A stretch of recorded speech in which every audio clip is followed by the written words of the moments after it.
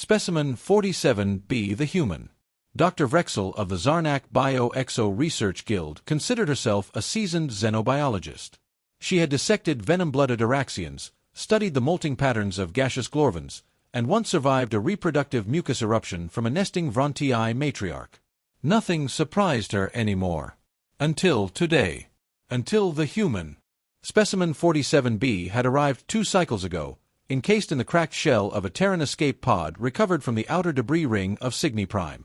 One survivor, female, severely injured. Internal bleeding. Broken ribs. Crushed lung tissue.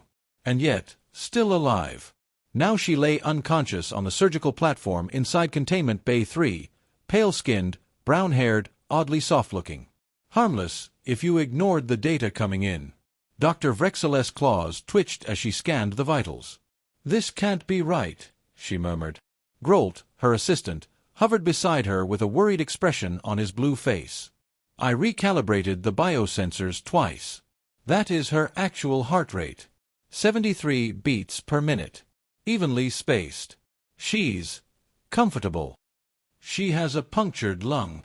"Yes, and the lung has already partially reinflated on its own." Vrexel turned her head sharply. "What? That's not medically feasible. She's regulating her breathing pattern to maximize oxygen absorption. Consciously, I think." "She's unconscious." Grolt shrugged helplessly. "She was. Until she woke up 5 minutes ago, snapped a restraint, and asked for coffee." Dr. Vrexel stared at him. "Restraints rated for 600 kilograms of force." "Yes." The human, identified as Lieutenant Mara Quinn from the name patch on her torn uniform, had somehow woken from sedation, assessed her surroundings, and demanded caffeine before passing out again. Now, under a fresh round of stasis gas, she lay still, but her readings showed no signs of systemic failure. In fact, she appeared to be healing.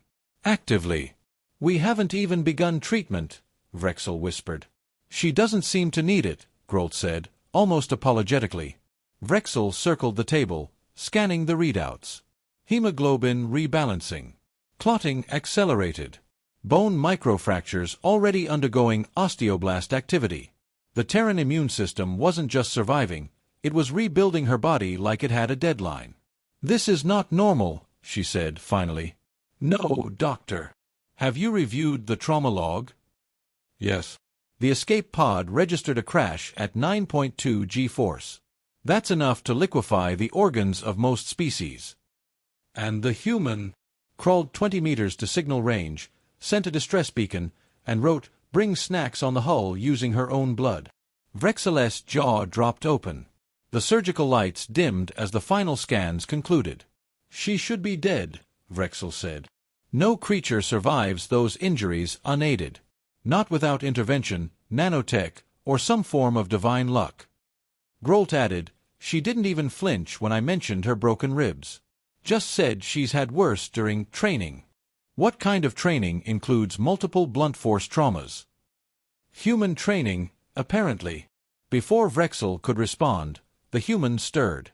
Monitors spiked. Her eyelids fluttered, and she opened her eyes slowly. Deep brown irises scanned the room, calmly, almost curiously. Vrexel leaned over the platform. "You are safe. You're aboard a medical station." The human winced slightly, touching her side. "Didn't feel like a spa day." "Who patched me up?" "We haven't treated you yet." She blinked. "Then why can I breathe again?" "That's what we're trying to understand." Lieutenant Quinn sat up, unsteadily, but upright. "I'm assuming you're the ones who found my pod." "Thanks for that. Sorry if I freaked anyone out earlier." "You bent a titanium restraint and demanded caffeine." She smiled. "Yeah, sounds about right." Vrexel exchanged a look with Grolt. Neither spoke. Finally, Grolt muttered, "How are you still functioning?" The human rubbed her temples. "Look, I've had hypothermia, heat stroke, a fractured pelvis, and food poisoning from a street vendor on Mars. This? Just another Tuesday." Dr. Vrexel turned away, opened her datapad, and began typing furiously. Specimen 47B log, entry 1. Subject exhibits regenerative capabilities far exceeding expected Terran norms. Possible neural override of pain receptors. Demonstrates conscious adaptation to respiratory trauma. Strength output anomalous. Conclusion: human biology may not follow known evolutionary logic. Working hypothesis: their physiology is not built for survival, it's built for revenge against mortality. She stopped, stared at the screen, and typed the final line. What the hell is wrong with human physiology? Pain is optional. Lieutenant Mara Quinn sat on the examination table, legs swinging casually like she wasn't missing half a liter of blood. Dr. Vrexel stood a safe distance away, mandibles tight with suspicion. She had seen creatures shrug off pain before, certain battle-bred vexery, for instance, but none of them had chatted through a diagnostic like it was a light interview. Grolt fiddled nervously with the med scanner. You are, by every standard we use, still injured. Define injured, Mara said with a smirk. You have 2 cracked ribs, inflamed connective tissue, and residual microtears in your lung lining. Mara glanced down at her side.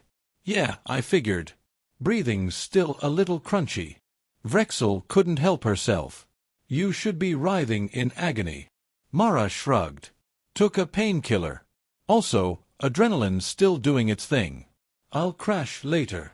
Adrenaline does not last 2 planetary rotations, Vrexel muttered. Not in your species. Grolt pulled up a full body scan, and the screen flickered with a shocking display of trauma layered over recovery activity. The bones were already repairing.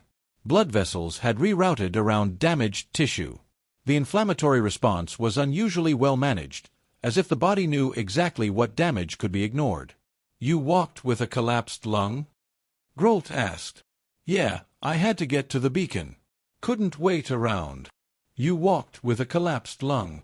Not the worst injury I've had, she said, flexing her fingers experimentally. During basic training, I broke my ankle on a gravity run. Still finished the course. You ran on a broken ankle? Well, hopped aggressively. It was a timed challenge. Vrexel rubbed her temples with one claw. This is not how pain response systems are meant to function. Pain is a protective warning signal. Yeah, we know, Mara said, looking unconcerned. We just tend to ignore it. That's like ignoring fire alarms. Only if the fire's a small one.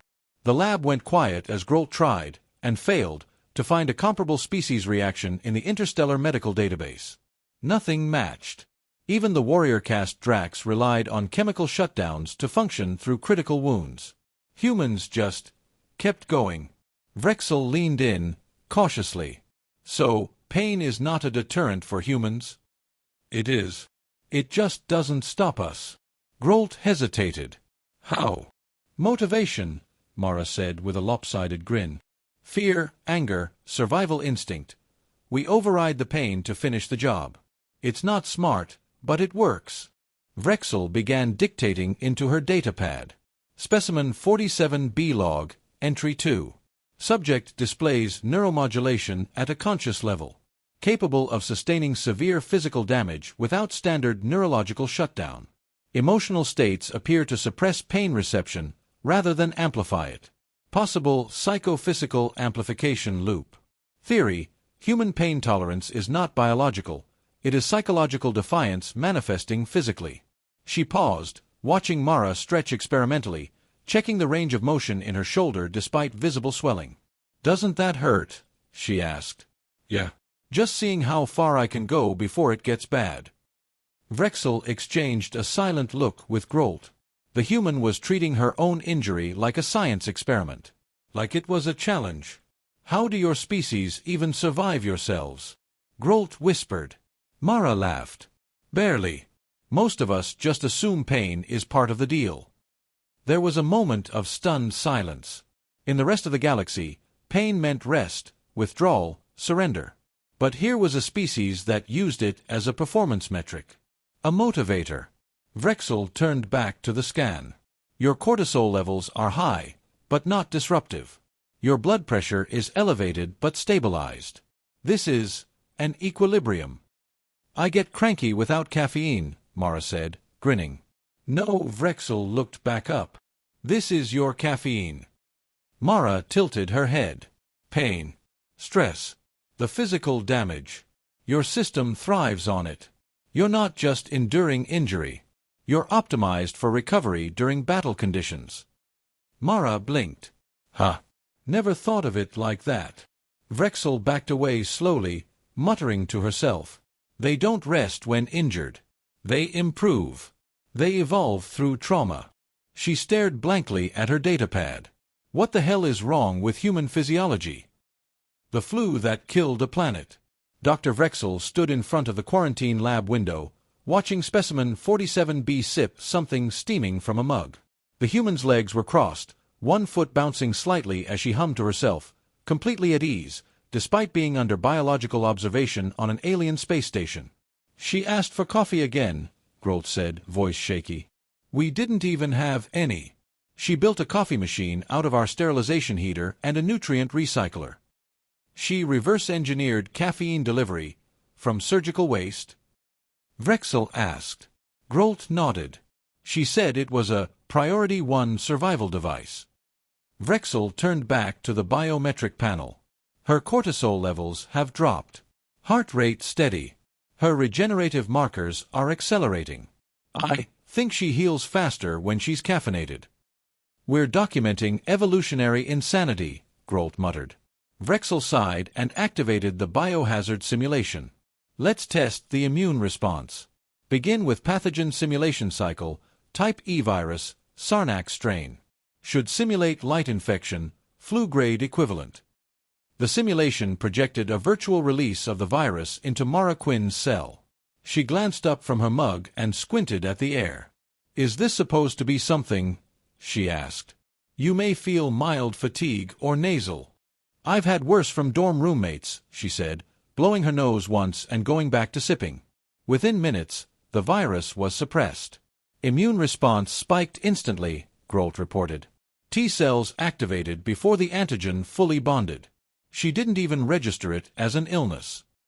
Try the type 5 influenza strain. That one nearly wiped out an entire Varnari outpost. They did. She sneezed twice, then stretched and asked if there was a gym on board. By the end of the day, Mara had successfully fought off 8 separate viral simulations. Some of them had mutated mid-test. One of them developed claws. She beat that one too. She's not immune, Vrexel said flatly. She's overkill. Grolt pulled up archived footage. Doctor, there's something else. This isn't the first incident. The monitor played back historical data, footage of a Terran diplomatic mission on June 4. Humans had arrived in goodwill, handshakes all around, and within 48 hours, half the planetary delegation was bedridden. Did they deploy a weapon? No, Grolt said. They sneezed. Repeatedly. The screen zoomed in on a human ambassador apologizing profusely while holding a tissue. Behind him, alien diplomats convulsed from multi-system inflammation. They didn't bring pathogens, Grolt continued. They were the pathogens. Vrexel's claws clicked nervously. How can their immune system be that aggressive and still not attack itself? I don't think their immune system distinguishes between internal and external threats. It just kills everything that isn't the human. In the quarantine room, Mara picked up a dumbbell she'd fashioned from waste tank parts and began doing bicep curls.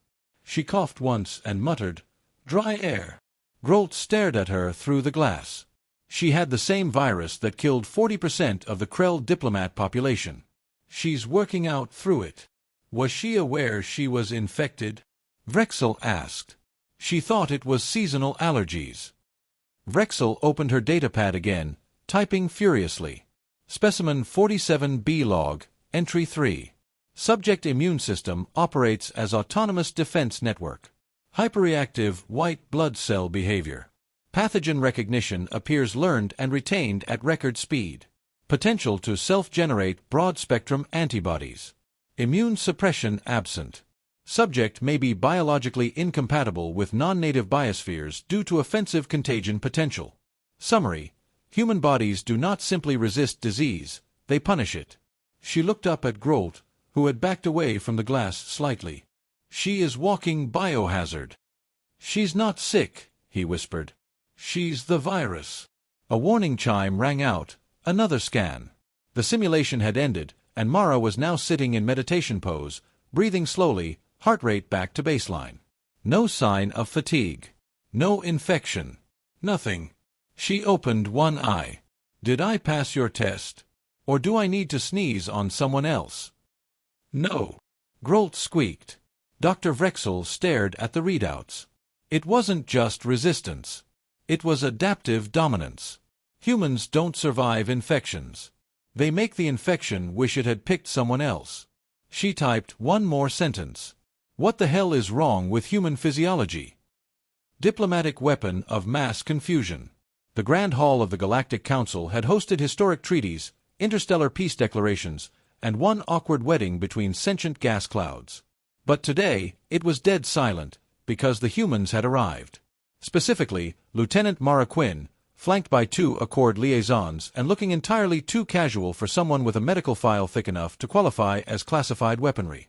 Dr. Vrexel and Grolt sat in the observer gallery, sharing a datapad filled with their latest findings. Neither looked calm. Why is she here? Grolt whispered. We're still trying to determine if she's safe to be around. She insisted, Vrexel said, voice tense. Said it would be good optics for a human to attend. The chamber doors opened, and Mara strolled in, waving at the assembled dignitaries like she was at a barbecue. One arm was in a sling. A bruise decorated her temple. She looks injured again, Grolt murmured.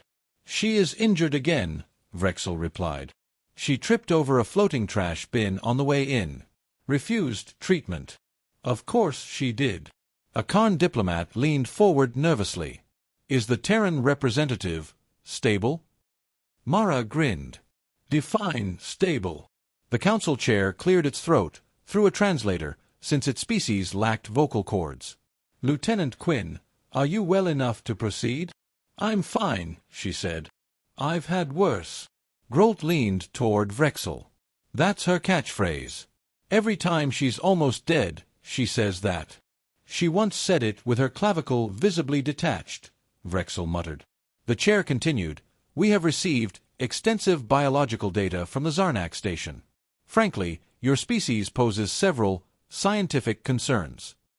Mara raised an eyebrow. Like what? The chair hesitated. Your pain response system is irrational. Your immune system is violent. Your skeletal resilience is unclassified. Your kind treats fatal trauma as a mild inconvenience. Mara blinked. Yeah, sounds about right. The murmurs began. Delegates whispered to one another. A Minari representative slowly raised a tentacle. And what of your contagion potential? I don't have a cold right now, Mara said with a shrug. You're safe. No offense, the delegate said, but your mild cold once hospitalized an entire June Carey embassy staff. That was a weird week. Vrexel stood up from the gallery seat. Honorable Council, if I may speak. The chair nodded. Vrexel stepped forward, datapad in hand, and pulled up the most recent data logs. In the course of studying specimen 47B, Lieutenant Quinn, we found consistent evidence that human biology does not follow known rules of survivability. Their pain tolerance is emotional. Their immune system attacks first and identifies threats later. Their regeneration is accelerated by emotional stress and stimulants. And, more alarmingly, she hesitated, then continued. They enjoy this. The room fell silent again. Grolt piped up from behind her. They run marathons for fun. They climb mountains in storms. They put hot liquid filled with bean acid in their bodies just to stay awake longer. Mara raised her cup. Still got mine right here. The council chair shifted uncomfortably. Your species seems deliberately hazardous. Do you consider yourselves a threat? Mara's smile faded just a little. Only if someone tries to hurt us. Vrexel added quietly, they don't fight to win. They fight to outlast. And they do. A long silence followed. Then, the Kthari delegate, a crustacean-like creature, cleared its throat. In the interest of galactic peace, we motion to classify Homo sapiens as a Tier 9 endurance entity. Seconded, came a voice from the Ulan corner. Motion carried, the chair said quickly, already backing away. Effective immediately, humans are to be approached with extreme care, provided individualized air filtration, and under no circumstances are to be invited to diplomatic buffets. Mara nodded. That's fair. We tend to overdo it at buffets. Vrexel turned to her datapad one last time. Specimen 47B final entry. Psychological defiance. Biological durability. Immune system aggression. Caffeine-dependent repair cycle. Recommendation. Do not fight them. Do not outlast them. Do not sneeze near them. Conclusion. Human physiology is not an evolutionary path. It's a galactic dare. As the council adjourned in hushed awe, Mara leaned toward Vrexel and grinned.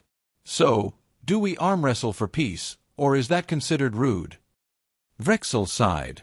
What the hell is wrong with human physiology?